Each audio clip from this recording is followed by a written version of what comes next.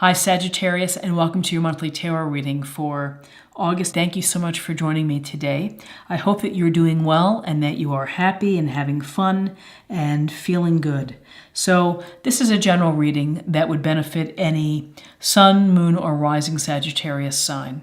And hopefully something here will resonate with you. We can look to the cards to get a sense of the energies and insights from the universe, from divine source, that can help you out for August. The High Lord of Gratitude and Service. Selflessness, humility, and conscious action. I feel like this was last week's card for the mind. Isn't that ironic? Well, it's always a powerful message, and that is being of service and helping other people. And it doesn't have to be financial. It can be with your time, with your energy. It could be simply doing a nice favor for the neighbor or for someone at work. Maybe covering a shift while they take their kid to the doctor. And to demonstrate humility, we all have talents, we all have skills, we all have fabulous abilities. And to let them be revealed through your actions versus through just your words is far more powerful. And I think it should be a goal of everyone to try to live a humble and a life with humility, because if you start in the opposite path, then it's a long way down. The fall can be a long way down sometimes. So conscious action, again, it's tuning into the natural empathies and feelings and just intuition that you have about those around you. And there's an expression, I don't have it exactly, but it's something to the effect of be careful with how you treat people, because you never know what they're going on their end. People may give you a brave face when in fact they're suffering. So tune up your instinct, your hunches, your intuition, and listen to what people are saying. And if you can offer a comforting word, if you can offer an opportunity to go do something fun with someone who's maybe had a rough patch, that's phenomenal. And if it comes from the heart, it's even more phenomenal. And the world will give back to you tenfold. Karma does come back into play when you live a humble and a life of humility, a life of awareness for others. It comes back to you. So again, strong, powerful message of giving, of being aware, and selflessness. And our mothers are typically selfless because they're constantly putting the needs of their children ahead of themselves sometimes. So God bless all the parents out there who are raising children. So let's take a look at spiritual self, our emotional self, as we work to try to balance all of these elements together. Okay, what can we learn for our spiritual self? Put that over here. Serenity. The most important relationship you can have is with yourself. This is a time to honor, nurture, and love yourself more by seeking out and removing any negative feelings and emotions that are left over from yesterday. Don't let past issues and resentments interfere with your serenity today. And it just reminds me of the Seinfelds when the guy is saying serenity now. And it's your focus for the week you need to find some time to nurture yourself. You need to put your needs first, and whether that is resting a little bit, maybe for 10 minutes more in the morning, going to bed earlier, again, bubble baths, Epsom salts, massage therapy, take yourself for a manicure or pedicure, or go to the batting cages and you put the quarter in and swing at some softballs or baseballs to get the energy out. But this is an an encouragement to you to take care of your health and to take care of your needs. Because if you're not healthy and if you're not feeling centered or happy inside, then it's hard to be of service to others if you're not at your best self. And I like this piece about removing negative feelings. Easier said than done to remove negative feelings. But if you can, first of all, clear aside the negative people, the people that are constantly in your life that take from you and don't give back. You don't have to close the door and cut them out, but you can reduce the amount of time that they take away from you. So if you have a friend that is always texting you with advice on their problems, but never says, "Hey, how are you doing?" Don't be so anxious to respond, or tell them, just say, "Hey, I'm always helping you out. You never seem to ask about how things are going for me." And that's an honest and forthright and upfront kind of statement, but it might improve a relationship, and maybe it's in a relationship that's worth salvaging. For the negative people who are just generally not very nice and want to inflict that little pain, just set them to the side. Find the people who are loving and giving and humble, again our word humility, and that are serving others, and find people with like interests to you. And that will be, that's a wonderful way to find some serenity, is to surround yourself with people who think like you do. And maybe there's a meditation group that you could join, or your yoga group, or a women's group, or a support group, or maybe it's a recovery group. But find support from community to help put you in a positive framework with people that are going to work with you versus against you. Oops, let me turn this way. Serenity and serenity now. Okay, so now let's take a look at the body, of what's going on, where we can balance our body for the next week.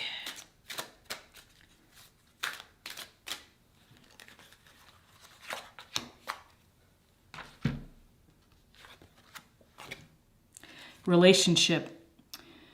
Thank you for healing and guiding all my relationships upon the path of love. Relationships can extend, let's get that in focus.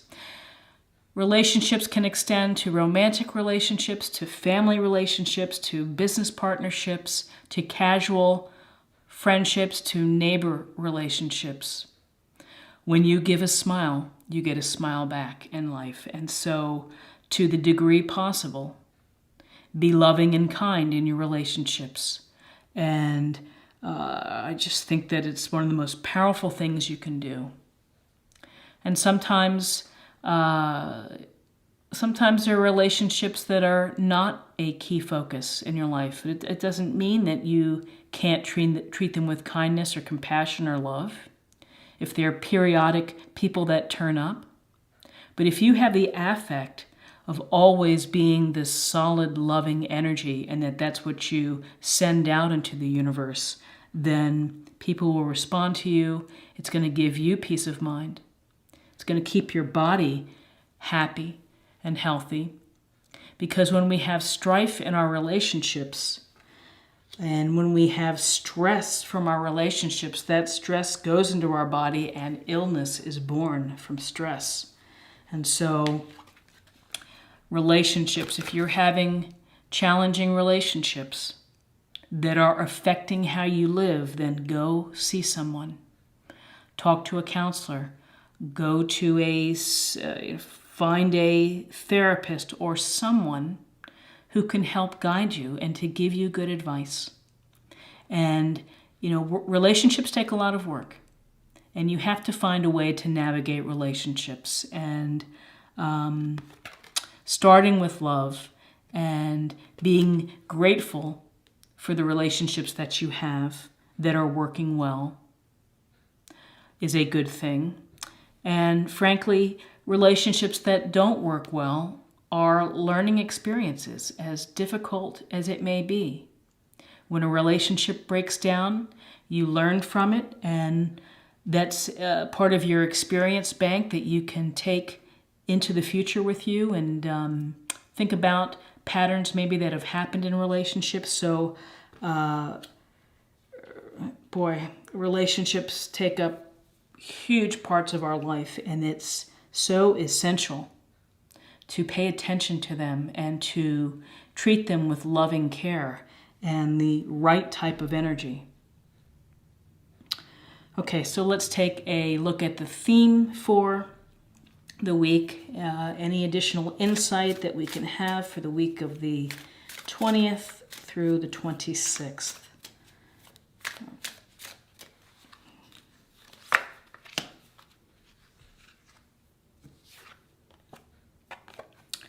And this is a card that says trust. Excuse me. Get a glass of water there. Okay. Trust. Trust goes hand in hand with repairing and working hard with relationships. And with trust, you have to be vulnerable.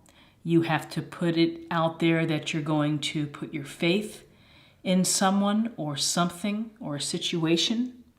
And sometimes it's blind faith. And I think that when you work from having trust in your life, if you trust, for example, if you're getting medical treatment and you trust your doctors, then that puts your mindset in the right place so that you can heal and to move forward to better health. When you trust your coworkers or colleagues, then you're going to be able to work more successfully as a team. When you trust your husband, wife, partner, significant other, then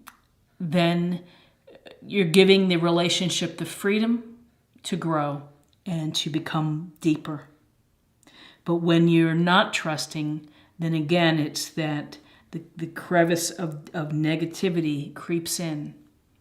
And it can cause havoc, and it can wreak a little bit of havoc when you're not trusting, or if you're always jealous, or if you're always checking on someone. Nobody likes to be, checked on all the time. And so while it might be flattering for a day, if it was every day where someone was like, where are you now?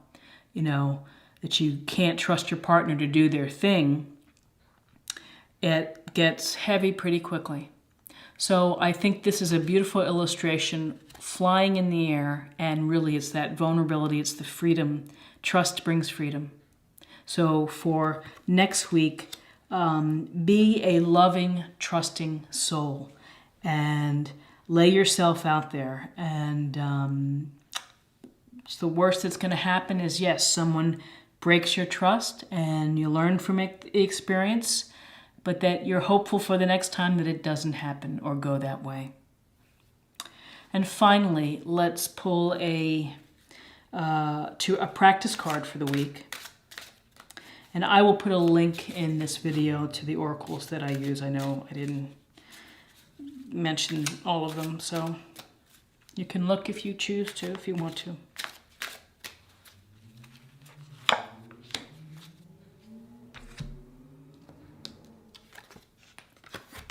Have confidence. Moving forward does not necessarily require you to have confidence in yourself.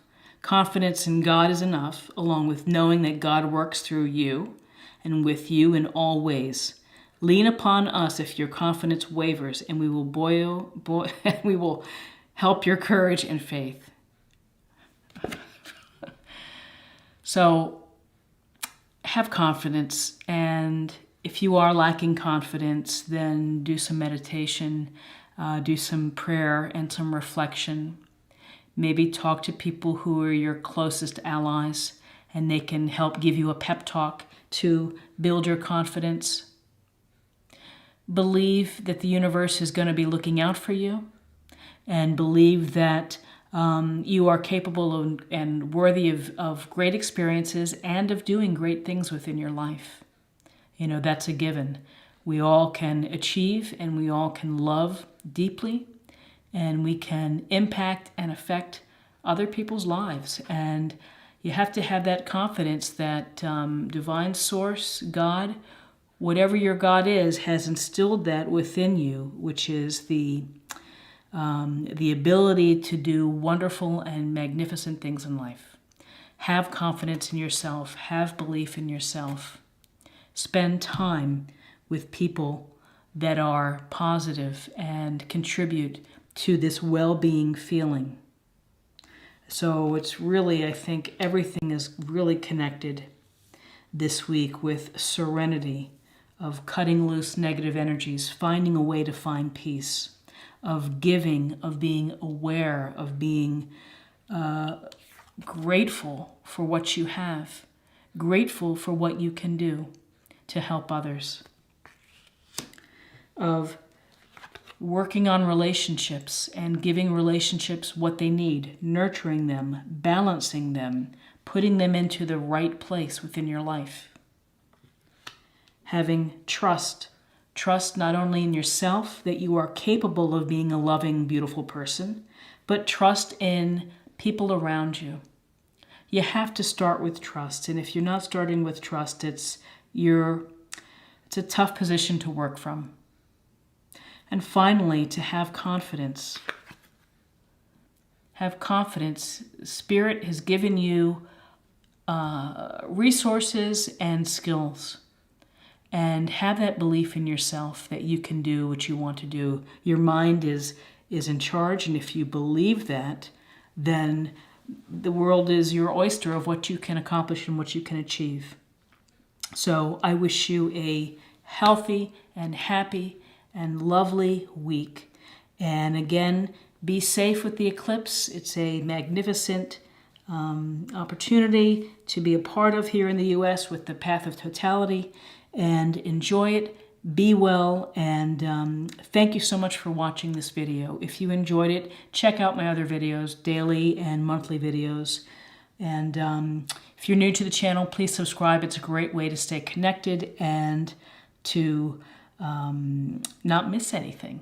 So take care. I wish you the best. Bye-bye.